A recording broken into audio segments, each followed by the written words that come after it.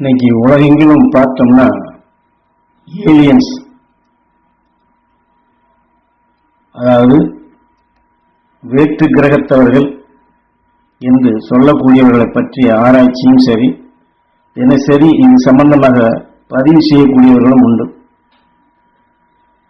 ஏனென்றால் இதை பற்றி குருநாதர் சுமார் 30 வருடங்களுக்கு முன்பே வெளிப்படுத்தியுள்ளார்கள். ஏனென்றால் அப்படி வேற்று கிரக வாசிகள் என்பவர்கள் பறக்கும் தட்டு அல்லது அவர்களுக்கு இன்று சில வாகனம் என்று சொல்லுகின்றார்கள். இன்றும் வந்து சென்று கொண்டுதான் இருக்கின்றார்கள், அன்றும் இருந்தார்கள். ஏனென்றால் நாம் நினைக்கின்றோம் நம் பூமியில விஞ்ஞானத்தினுடைய வளர்ச்சி இருக்கின்றது, இங்கே மனிதர்கள் வாழ்கின்றோம் என்று. ஆனால் குருநாதர் என்னை இது போன்று நம் சூரிய குடும்பத்தை போன்று 2000 சூரிய குடும்பங்களுக்கு என்னை அழைத்து சென்று காட்டினார். அங்கெல்லாம் மனிதர்கள் எப்படி வாழ்கின்றார்கள், அங்கே பூமி எப்படி இருக்கின்றது. ஆக நாம் இங்கே தலையிலே முடி இருப்பது போன்று அங்கே முடி இருப்பவரும் உண்டு, அப்படி மொட்டை தலையாக முடி இல்லாதவரும் உண்டு, கூளையாக இருப்பவரும் உண்டு. இங்கே இருக்கக்கூடிய விஞ்ஞான அறிவை காட்டிலும் உயர்ந்தவர்களும் உண்டு. ஏன்னா இதையெல்லாம் ஒவ்வொன்றையும் நேரடியாக அழைத்து காட்டிய நிலைகளைத்தான், பார்த்த நிலைகளைத்தான், கண்டறிந்த நிலைத்தான் சொல்லுகின்றேன். இந்த விஞ்ஞானத்தினுடைய வளர்ச்சி 10-20 வருடத்திற்கு முன்பு இருந்த வளர்ச்சியை காட்டிலும் இன்று பன்மடங்கு வளர்ந்திருக்கின்றது. மிக மிக நுண்ணிய நிலைகளை அறியக்கூடிய அளவுக்கு இன்றைக்கு வந்துவிட்டார்கள். அது நாம் இங்கே நினைக்கின்றோம் நாம் அறிவிலே அதிகமாக இருக்கிறோம் என்று. ஆனால் 2000 சூரிய குடும்பத்தில் ஒரு 4 சூரிய குடும்பங்களில் நாம் இங்கே மந்திர ஒளிகள் கொண்டு மாந்திரிகத்தன்மை கொண்டு செயல்பட்டார்கள் அல்லவா, அதை போன்று, அதாவது கூடு விட்டு பாய்தல், மனிதனை உருக்குலை செய்து ஆவியாக மாற்றுதல், இப்படி வலிமையற்ற நிலைகள் ஒரு 4 சூரிய குடும்பங்களிலே இது போன்ற மனிதர்களும் உண்டு.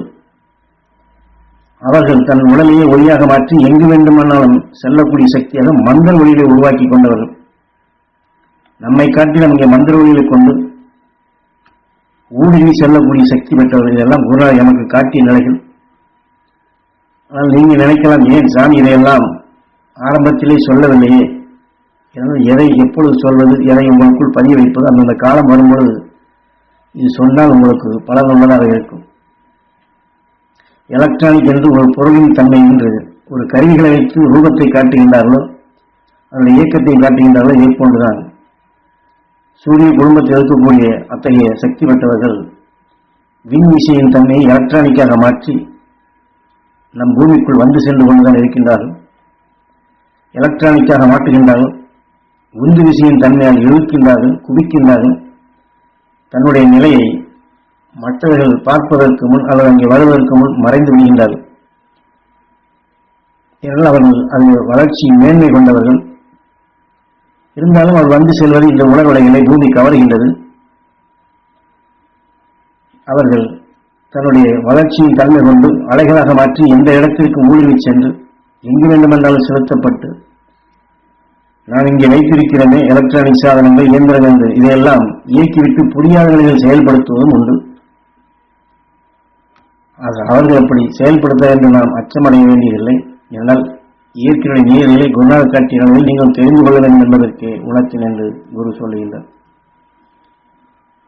அவர்கள் எப்படி ஊடுருவி இயக்குகின்றாலும் இன்று இந்த பூமியில் லேசர் கதிரியக்கங்களை கொண்டு, அதிலும் எலக்ட்ரானிக் நுண்ணிய நிலைகளை கொண்டு இங்க இருக்கக்கூடிய விஞ்ஞானமும் மற்ற நாட்டிற்குள் ஊடுருவி சென்று அறிகின்றது.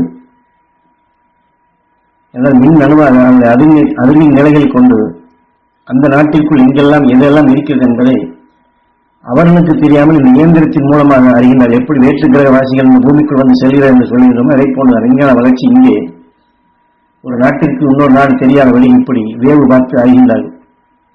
நாம் கண்ணால் பார்க்க முடியவில்லை என்றாலும் கூட அதற்கு, அதாவது ஒரு ஊசி போன்ற ஒரு அளவுகோலை வைத்து விமானத்தின் மூலம் விண்ணிலே பறந்து கொண்டே, அதாவது இதை போன்ற பறக்கும் சாதனங்களை வைத்துக் கொண்டு மேலே பறந்து கொண்டு கீழே இருக்கக்கூடிய நிலைகளை அறியும் நிலைகளாக அவர்கள் தங்களுக்கு வேண்டியதை காணும் நிலைகளுக்கு வந்துவிட்டார்கள். ஆக இந்த கருவிகளின் அதை பயன்படுத்தி கதிரியக்கத்தால் அந்த அளவுகோலை கொண்டு சகலத்தையுமே அளந்து அறிகின்றார்கள் நுண்ணிய நிலையில் ஊடுருவி. அது எந்த அளவுக்கு அதில் அழுத்தம் வீடியில் இருக்கின்றதோ அந்த நுண்ணிய நிலைகளை அந்த அதிர்வலையெல்லாம் கண்டறிந்து இதனுடைய செயலாக்கங்கள் இன்னதான் என்று காட்டுகின்றது. மேலே பூமிக்கு மேல் இருப்பதை கண்டுணர்வு கொண்டு பூமிக்குள்ளும் இந்த சக்திகளை ஊடுருவி செய்து பூமிக்குள் என்னென்ன இடங்களில் உலோகங்களோ நீர் வளங்களோ எண்ணெய் வளங்களோ அல்லது வேற என்ன அங்கே இருக்கிறது என்று இன்று நீங்கள் மீடியாவை பார்த்த மன்றம் தெரியலாம். எத்தனை நிலைகள், இந்த நாட்டு விஞ்ஞானி இதை கண்டுபிடித்தார், இந்த நாட்டு விஞ்ஞானி இதை கண்டுபிடித்தார், இந்த நாட்டில் இருப்பது இதை கண்டுபிடித்தார்கள், இந்த நாட்டில் இதை கண்டுபிடித்தார்கள் என்றெல்லாம் இந்த செய்திகள் அதிக அளவில் வந்து கொண்டிருக்கின்றது. என்ற விஞ்ஞானம் அந்த வளர்ச்சி எதையுமே ஊடுருவி அழியக்கூடிய நிலையில் வந்துவிட்டதால் இதையெல்லாம் கண்டு உணர்ந்து சொல்லுகின்றார்கள். ஆனால் இந்த விஞ்ஞானம் இப்படி வளர்ச்சி பெற்றாலும் இதை வைத்து அவர் எதை சாதிக்க முற்படுகிறார் என்றால், தன்னை பற்றி எரியவா அல்லது தன் வாழ்க்கையில் வரக்கூடிய தீமைகளை அகற்றவா அல்லது இந்த உடலுக்கு பின் எங்கே செல்ல வேண்டும் என்ற அந்த நிலை அடைவதற்கா? எதுவுமே இல்லை. தன்னை அறியும் நிலையும் இல்லை, தன்னை காக்கும் நிலையும் இல்லை. நான் தெரிந்து கொண்டேன், மற்ற நாட்டவர்களை காட்டு நாங்கள் எங்கள் நாட்டை உயர்த்துவதற்காக நாங்கள் கண்டுபிடித்து விட்டோம் என்று இப்படி பேரையும் புகழையும் தன் நாட்டையும் காக்கக்கூடிய அரச உணர்வோடு தான் நீங்கள் செயல்படுகின்றார்கள்.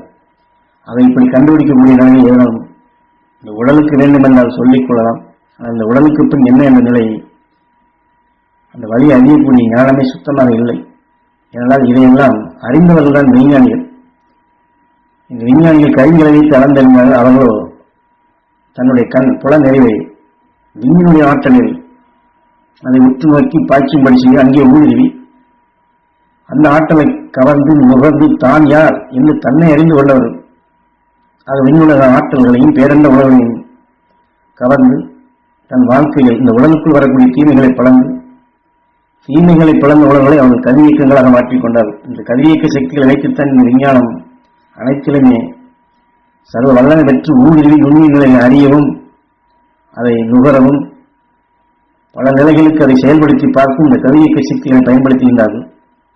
ஆனால் மெய்ஞானிகளோ தீமைகளை பிளந்த சக்திகள் அந்த கதிரியக்கங்களாக தங்களுக்குள் மாற்றிக்கொண்டார்கள். வலுக்கொண்டதாக மிக மிக ஆற்றல் மிக்கவர்களாக அவர் மாறுகின்றார்கள்.